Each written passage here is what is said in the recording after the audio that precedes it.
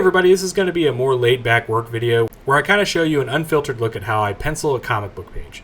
So here you can see me working on page 45 of my upcoming comic, The Wytchborne.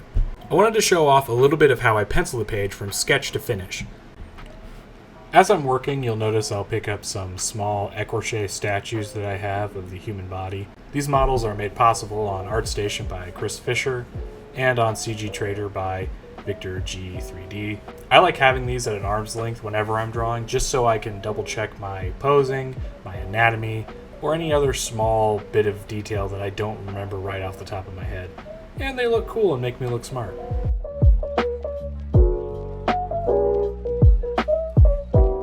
This scene is pretty late in the comic book, where we have Dakin, my main character, fighting a character that I don't want to reveal too much about, but we'll just call her the Witch for this video.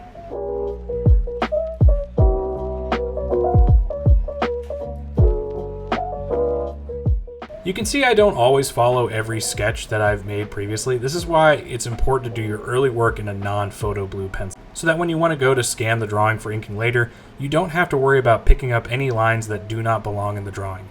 I highly recommend picking up a non-photo blue pencil or a graphite holder.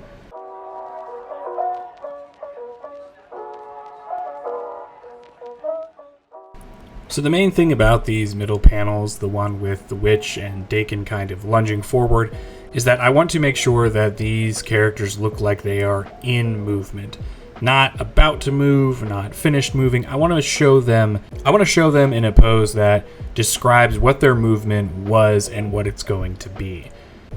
A lot of times I look up video reference of an action that I want my characters to do, and I freeze it halfway through the motion and try to find the most dynamic part of that pose.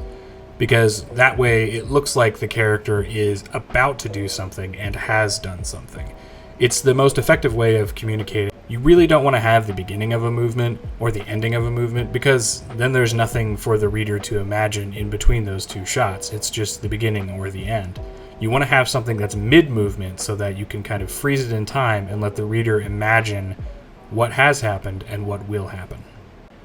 Okay, so now we're at the final panel of the page. Obviously I'm doing these panels out of order, but this is the last one on the page, and it was a doozy because I thought I knew how I wanted it to look, and then I looked at it and I was like, nah, I know what I want. And so I thought I could sketch it out, and I couldn't, and I thought I knew what kind of pose I wanted, and I didn't, and it was just kind of a big mess, and it was really kind of embarrassing because I was on camera and I was like, oh great, they're just going to watch me fiddle and fuddle around with this for a couple of hours.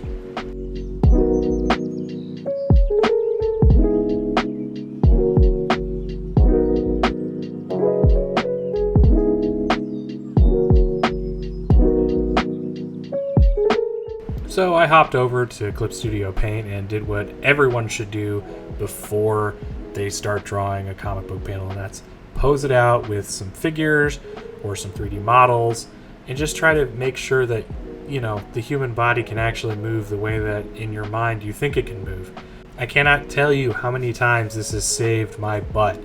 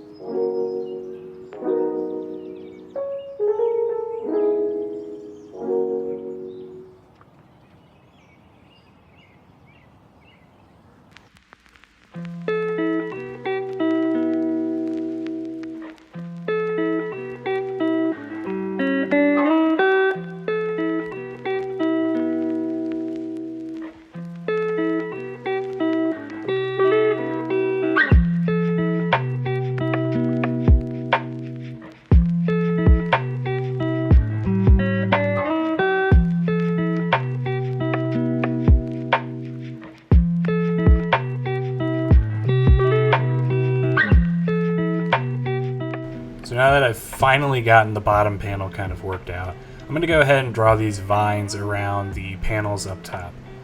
I wanted to kind of make this a framing element to tell the difference between the panels, while also making it kind of a part of the background and give a sense of danger or threatening to Dakin.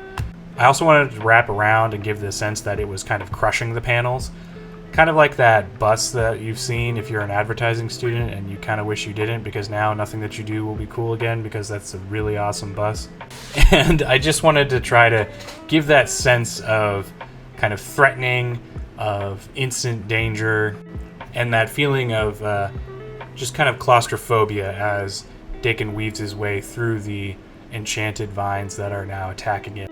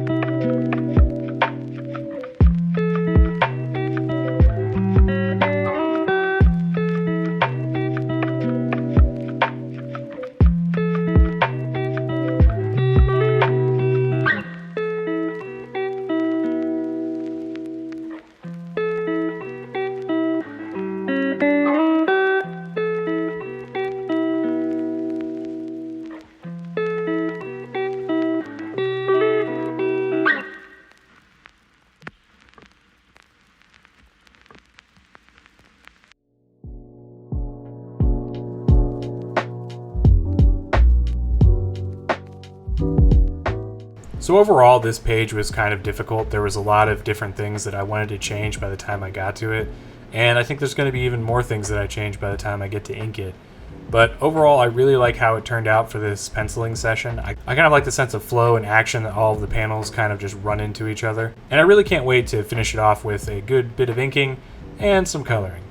Which, okay, I'll be honest, I don't like coloring.